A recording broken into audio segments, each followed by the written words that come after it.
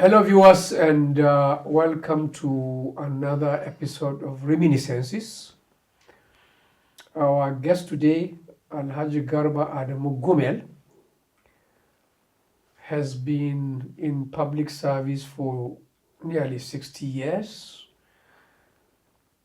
Started as press attaché in 1965 in the Premier's Office of Northern Nigeria. And I believe he retired after he resigned as Commissioner of Information in Jigawa State in 2004. Along the way, he was Executive Secretary, Kano History and Culture Bureau, and at the federal level, Director General of Nigerian Tourism Board and Managing Director of Nigerian Hotels Limited.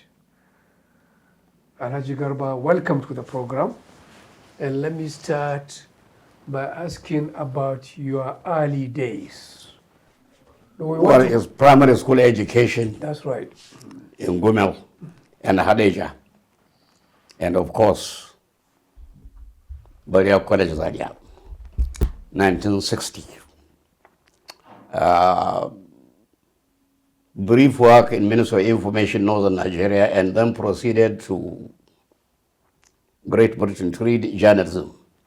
And that's what I read. Let's go back to the Barewa, which is a famous college that a very select group of boys in those days will be admitted into. How did you get admission into Barewa College? Person that common entrance examination for me into Barewa College Zaria was a great miracle, because I'm sorry to say it here, but I mean, there's only one version of truth. I never passed mathematics in my life, except that common entrance examination into Barewa College. I didn't just pass and went there, but we set a record in Hadejia. Maybe Akasunama may not like to hear this, but in that primary school, 6 of us out of 50 students admitted into Barewa College, 6 went from my Hadejia Senior Primary School. That was a record. Can you remember all the 6? Not that. I can remember all the 50 students with their numbers and province and house. Wow. From Abdi Diko from Zaria to Yusuf Hamid from Zaria as well. I can still remember General Ibrahim Gumel, unfortunately, is dead. So is Musa Gumel, so is Shaib Gumel, so is Haruna Amar Hadejia. So there are only 2 of us left alive today. The other one, Namburam of Hadejia, Aliu Muhammad, was the Secretary of Nigerian Defense Industries in Kaduna. And here I am, an AILM retiree, trying to survive. The practice from 1928, I think, but the practice is, while in Zaria, it was decided by the government of Northern Nigeria to admit only 50 students per annum. So 50 of us, plus other 4 classes, we were 250, the entire 250 in the whole school, 250. Not until the year we entered, when we came 269. We are introduced to, let's say, the Nigerian chapter, because we had Christians, we have Muslims, I don't know whether we have non-believers. But the good thing was, we are all from Northern Nigeria, different tribes. So we are introduced to tolerance, acceptance, and relying on each other, despite our different religions and different languages. I can tell you, Alhaji Kabir, that if one of us in our class passes away 9 o'clock this morning, by 11 everybody in our class, wherever he is, will know. Sometimes we gather together and go and condole the family if it is not too far. So that's how good it was. The best time for us while we were there was during Ramadan, because the late premier sent bulls, not just cows, bulls, proper bulls.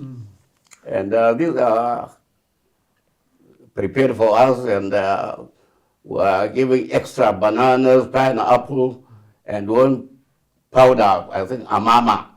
I cannot remember what it is, what we were given that as well. So that's how it was. I noticed that immediately after you finish from Barewa, you move into the Ministry of Information. Was that by choice, or is something that you were kind of directed to do? I'm not blowing our trumpet, but I think if I don't, I think nobody will do it for us. So students from Barewa College in those days are sought after. By December ending, before the end of December, after WAEC, various organizations, banks, manufacturing companies, and so on, were coming to Barewa to interview final year students. So we were, let's say, sought after. At that time, Barewa University was in the airport, where the Air Force base is now. That was BUK at the beginning. ABC. So we came, we were interviewed, we passed, we decided to leave Yola and come and study in Kano. Unfortunately, there was an element of Arabic. You have to read Arabic, and I was not very good at it. So I decided to leave. I went back to Kaduna where my brother was working in NBC, I think it was called, yes, NBC, Nigerian Broadcasting Corporation. So I decided to take up a job in Ministry of Information as a press officer grade 3. And that means a lot. This grade 3 is very important. Within 6 months, I was sent to the Premier's office to take over from Abdullahi Kawaje, who was gone to Thompson Foundation in Scotland for a year. So I was the most junior, but somehow they sent me there. Within 6 months, I got a letter of commendation from no less than Alhaji Ahmed Joda, who was my permanent secretary. So a few weeks later, we were in, I think, Pachin, in Plateau State. So in the evening, we were all sleeping outside, not because there were no, it was very cool. So we were all chatting, those small ones like us. And the premier came out, he was going around everybody. They said, aha, Gumel. That meant a lot. Of course, there were top civil servants and some ministers. And as soon as we came back, I was sent to Ministry of Establishment. I filled the form for the scholarship.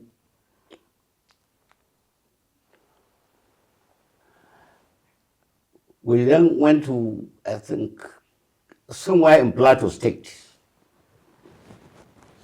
So he said, did you apply? I said, yes, I have applied. Then the major struck. The premier was killed. Let me digress a bit here. On the day of the coup, we were living in Uwarimi with my brother. It was Ramadan. And we could hear shooting. And our mother was also in Kaduna with us, very old woman. Not until we drove to the office near what is now Staff Center in Kaduna. There was a PNT mast. It was there a soldier stopped us. He asked my brother, where are you going? He's an old soldier. So he said something. He understood. I didn't. So we went. While I was taking my step into the office to go and collect my mail and so on, and I'll go to the Premier's office, somebody said, aha, now the Sardauna has been killed. I reacted very violently. I saw our messenger, Ibrahim Jamari. I said, Ibrahim, what's happening? He said, Rankari, didn't you hear what is going on? Sardauna has been killed. I grabbed him properly, shook him. I said, Jamari, what are you saying? He said, Rankari, Sardauna has been killed by some soldiers. You know, age, very young and idealistic. So I went back down to our driver, my brother's driver, take me to the Premier's office. He said, look, it's very dangerous. I said, take me there. And he did. By the time we reached the Bello Mosque, I saw Premier's security officer, I think Ben Musa. I saw him slumped on the steering wheel of his car. And there I saw blood. I said, I raised my head, then I saw Premier's house on fire. This was the place I left at 12 midnight that day, or the day before. We were distributing Kayan Salah for all concerned. I decided to walk. I didn't even take the car again. I walked to the house.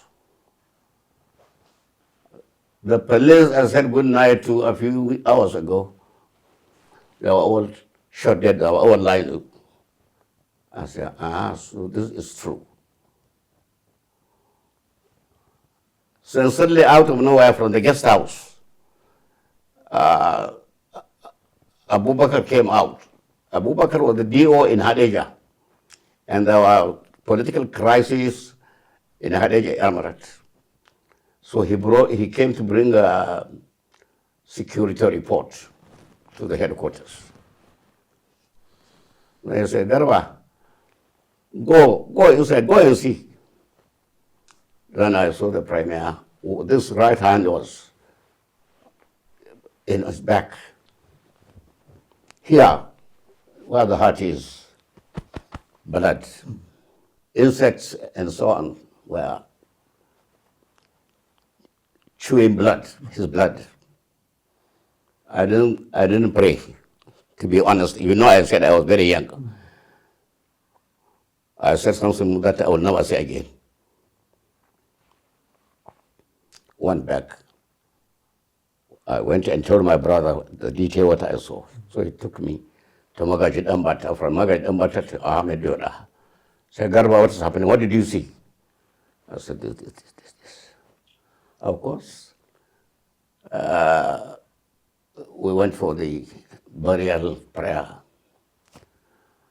The first minister that appeared was Michael Audububa. Now, we can't allow him into the congregation, but he went to the body and did his Christian prayer and left. Otherwise, no minister showed up. They all went into hiding. One was staying next to our house in some friend of his. Then that's the beginning of our military coup. I cried. I cried the cry I would ever do again. Tell us about life with Sardauna. You are his press attaché. We have heard so many stories. What other stories can you tell us about working with Sardauna? I think we are in one Nasarawa Egon. I think in Plateau State in those days. His car caught fire. Waziri Gumel was the provincial commissioner at that time. Instead of this man to quickly get out,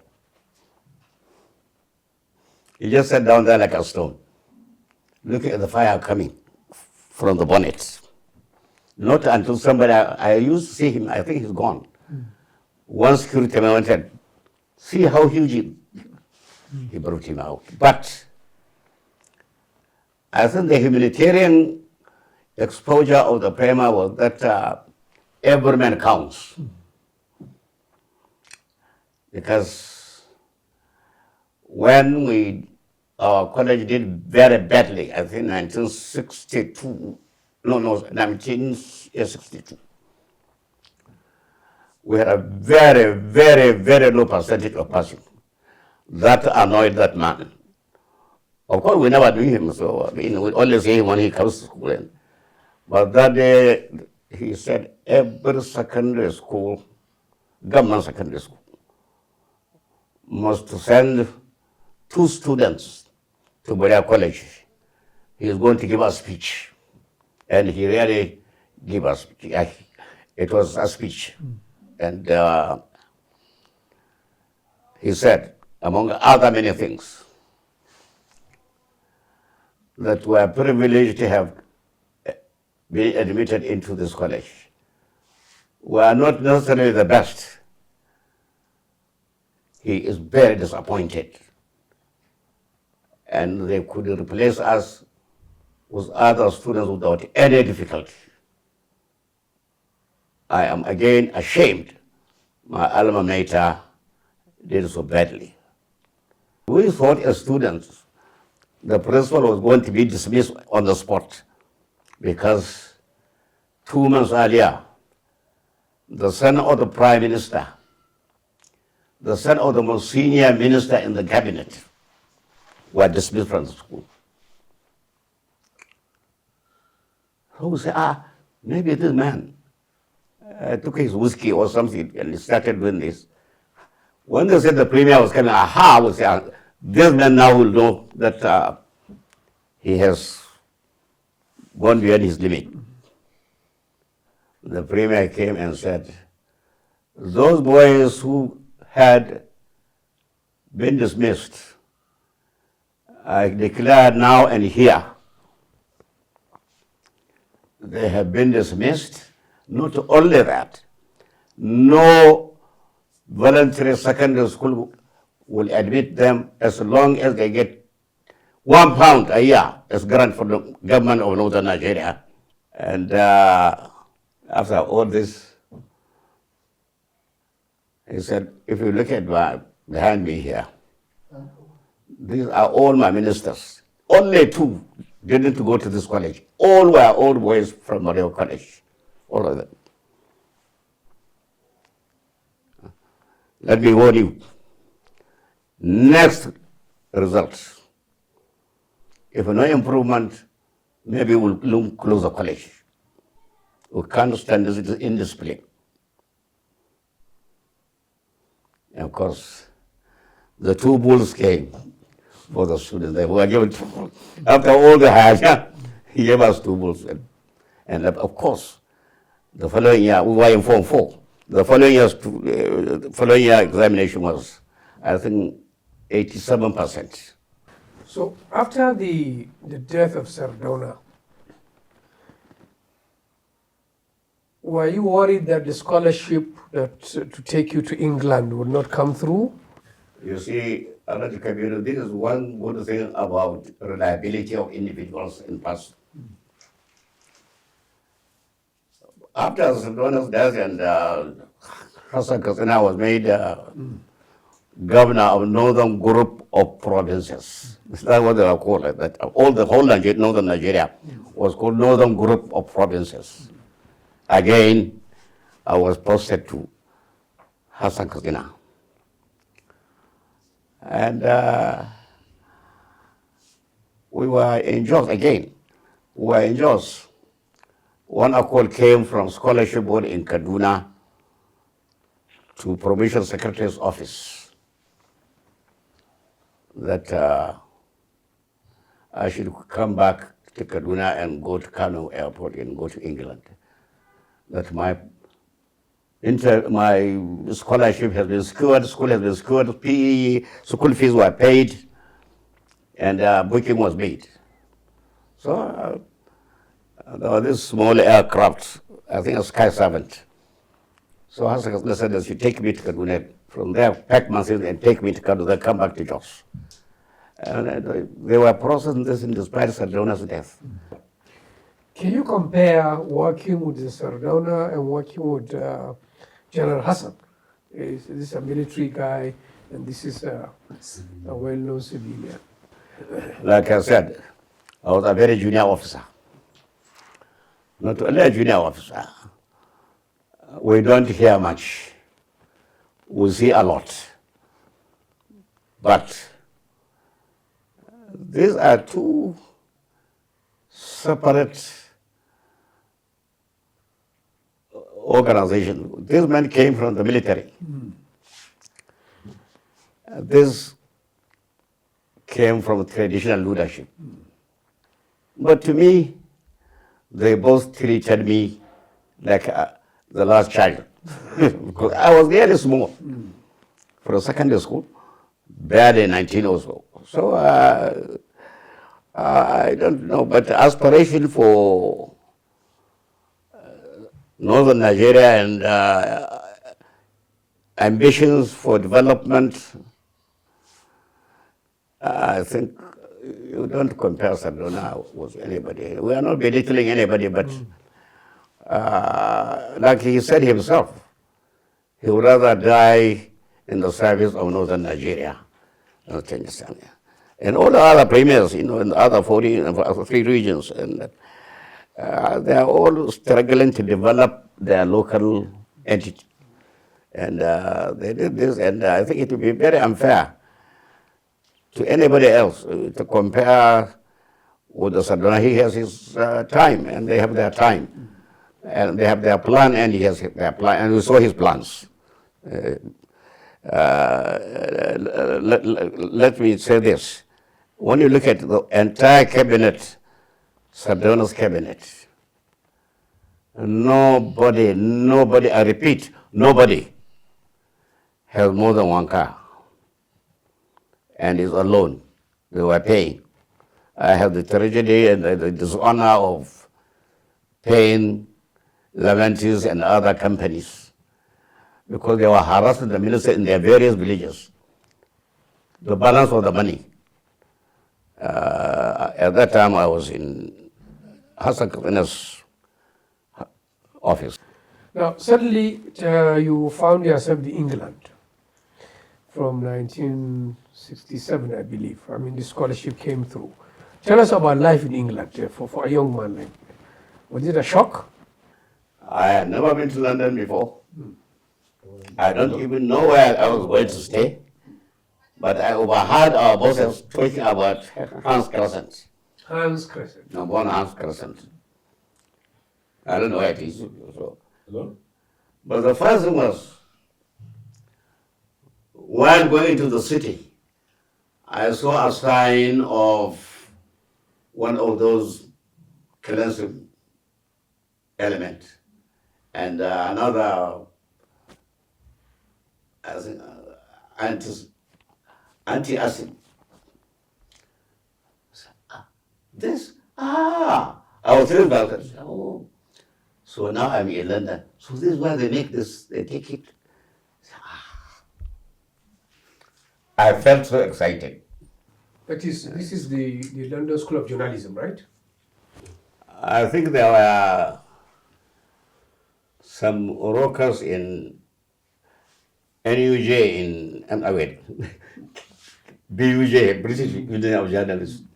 I think there were some misunderstandings because University of, I think maybe University of Surrey, I can't remember. something happened. So they closed down the department. So most of the lecturers decided to establish college of journalism under the University of London. And, Did you experience discrimination yourself? so what it is? Did you experience discrimination? No, I never did. One good thing, when I finished and I was working part-time for the BBC, House of Service, we had this identity card, including airports, 3 airports in London, the City Airport, Gatwick, and Heathrow. We had this tag which is TAA, total access to all areas. You don't mess with us. And no, you don't. But at school, no problem, because there were many. Ironically and hopefully, we're very happy with this. A lot of Muslims, some from Cyprus. I think we had. We were lucky. I had no one in our class who was complaining that this is what is going on, this is what is going on. So We never had. Did you enjoy London so much that you didn't want to come back? You wanted to stay until you are pressured to come back. I don't want to come back, to be honest. You know how it is. You have been there several times. You know, everything was working. And nobody cares. The only regret we had, especially me, I felt very bad because the religious part of life there at that time, and I was about 20 years old, was not forthcoming properly, as it should. After your career in the Kano Civil Service, Minister of Information, you moved to the federal level. You know, can you explain how that happened? Our profile, when we move into federal service, it speaks very loudly because of the way we dress and so on. Second, they are always looking at you, can he do this job? Why is he here in the first place? I think when I moved to Lagos, I think I did one psychological warfare. All my staff, I went there as DG, all my staff, I think except the gate man, Tata. No house of learning there, nobody. So when they gathered together, I said, okay, my name is this. I didn't go to school, I didn't. I don't want your cooperation. You need mine. And I will shake this place to the roots. And I did. Thank you, Kabir. I did. The same thing happened when I went to Nigeria hotels as MD. There was no consideration of other regions, not just northern Nigeria. Basically, it was full of people in one particular area. The highest from northern Nigeria, in Nigeria when I went there, was the manager laundry from Megateli. And it wasn't funny. I was cursed, I was abused in various newspapers. But at least I brought other Nigerians into the scheme of things. By the time I left, to me, I think there was a little balance. No grudge, no ill feeling. It was just not fair. Because Central Hotel here was started as a hotel with 2 or 3 rooms, Boca, in 1928. And the highest we got for Kano province was that Megatili man as laundry manager. But by the time I left, I'm very happy. By the time I left, I think there was a little sanity and balance. I have no regret for doing what I did at that place. At what point did you get a political appointment and come back to Jigawa State, your state? I retired and went into politics, contested for senator. Salam canceled everything and so on. And later I went into the cabinet of Ibrahim Salinu and did what we did. Even that one, I think I left again. I think when Jerry Ghana was touring Nigeria, at that time, I think some issue came up and I disagreed. And Can you I left. I'm interested to know, because you resigned in 2004 suddenly as commissioner. Why? Jerry Ghana made some statements in Azare, I think, while he was on tour of those states he was doing. And it was palatable to us in Jigawa State. Although I tell the governor, I wrote a very long letter, 4 pages. Before posting it, I showed it to him. I think he felt like not being intimidated, but he was not comfortable with that. I said, all right. The visit came and went. Yes, no letter, I just stopped going to the office. Of course, I was removed. Later, my party joined another party in Jigawa, and a Barewa student, old boy, was contesting for the governor. Morally, I feel obliged. I can't just sit and look.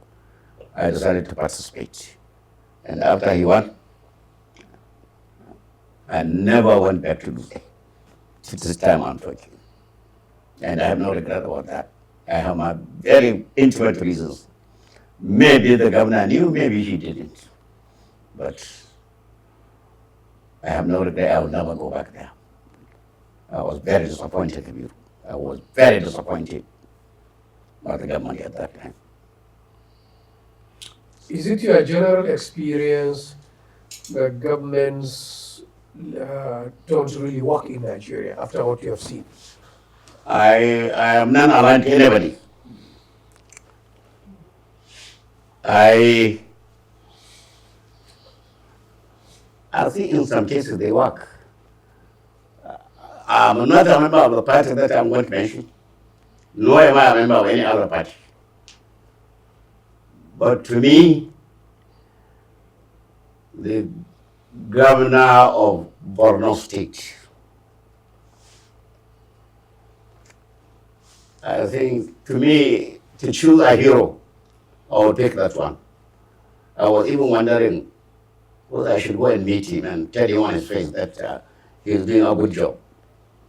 And it's not only my opinion like this. I think a lot of people give him a lot of credit. A lot of credit. You start wondering why he gets the money. But then I think later I realized maybe foreign donors and so on because of Boko Haram and so on. But whatever it is, to me, he is my hero. But you see, this, when you look at some cases, I'm not going to mention names, that the governor Kabir is being accused of stealing 8 million, 5 million, you sometimes I think some of them are crazy. Because the amount of money that they are accused of stealing doesn't speak well of politicians nowadays. I think let us stop there because I don't want to talk about Kano. The governor has vision. The one credit I give him is the moment his official goes astray, you're out. I think you must give Abba Gida credit for dismissing immediate members of the cabinet. I think that's very brave. It's a brave state. And he has plans, and he wants people who can work and materialize these plans. I think, well, like, it works a little bit, and people benefit, and the general society also benefit, maybe not as large as expected. Do you have hope in the future of Nigeria, given what you have seen from the northern region to what is happening now? I think this wahala people are going through in this country at the moment, I think it's transitional.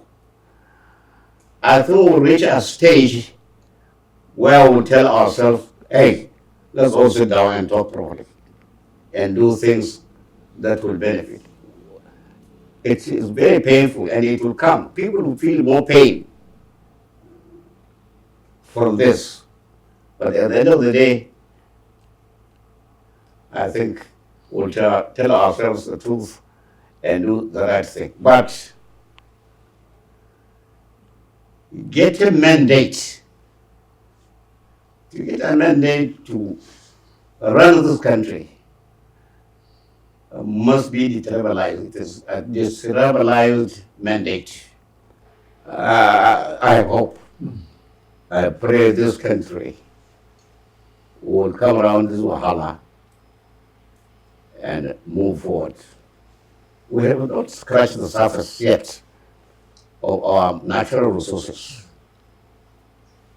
If we articulate this improperly and tell ourselves the truth and accept each other as one, then this country will survive in happier times. It's almost 20 years since you walked out of this job as commissioner in Jigawa State. What have you been doing since then? First of all, pray.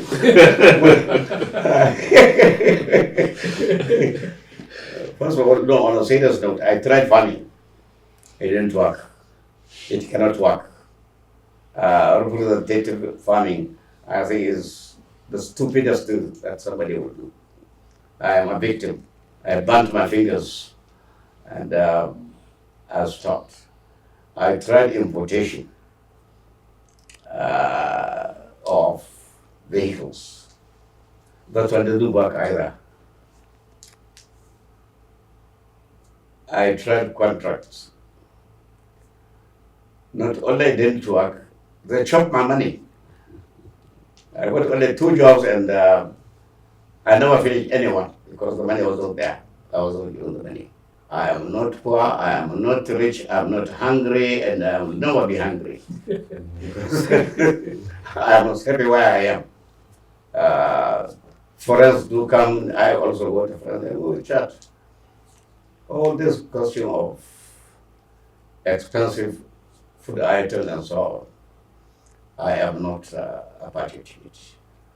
I know it is expensive. I know I am suffering more this, but I can go through it. And I've gone through it and I have no regret. I will never walk to anybody else looking for anything. I will never do it again. I will never do it. I will never do it. I will never go to anybody because he's in X position. I will never do it. And I'm happy. My children don't do this either. So I'm quite happy. But do the governments that you serve remember you? Do you get invited for maybe events and also to advise on what is going on? You see, I left government now about 30 years ago. And I was a former MD of Nigeria Hotel, former DG of Nigerian Tourism Corporation, former this. But not being invited. Here in Kano, there was a time when the state government, I don't know exactly which year, were running a program on Sardauna. And I saw who they invited. I have never seen in that house. And I understand he talked for about 3 hours. Nobody will invite me. Because of that, you see, Alhaji Kabir, people think you had to go to X place, B person, X woman, X man, X office. I will stay where I am and keep myself. My wahala is my wahala. How do you spend your average day? Your typical day? Early morning prayers, your one tour, the radio. At one time, Daily Trust and Guardian. Now not anymore. Why? Why? Something happened. I said, okay, they can rest as well. Oh, no more. Anyway, I think you took a big risk.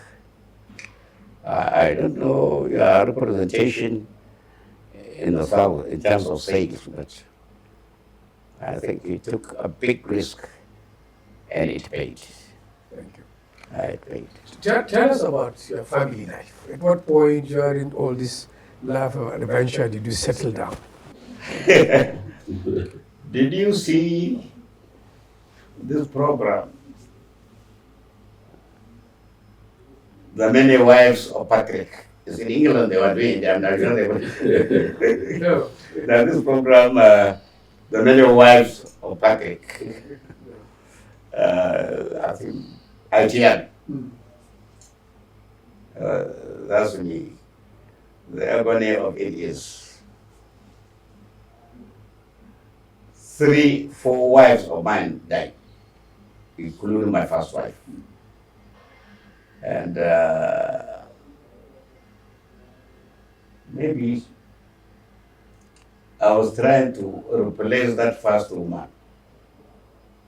I was looking for her in the crowd of women, whether I would find somebody like her. So that's why I married many times. But all in all, I have 14 children. And I think they're all graduated, all of them. This one is one of them. I'm sure he went to ABU, so he went to ABU to chemical engineering. And, he went to Manchester, already his master's in gas engineering and management. And another one is in the US. Others in various, nobody went in the state government. All of them are, for example, some are in business. Typical house of family, most of the women are married. No, we always marry them away, So they were really, and then, but I think one is a lawyer, a very senior lawyer in this day. And they're all married, except one. Ironically, my name is Garba Adamu Gumel, but I actually was born in Hadija. Even election, I was still election in Hadija, because that's where I was born. Adamu Gumel was my brother in Kaduna who put me in school, so I was with his. Thank you, Alhaji Garba Adamu Gumel, for really letting us into your life. And thank you, viewers, for joining us in this edition of Reminiscences. And I hope you'll join us again another time. Goodbye.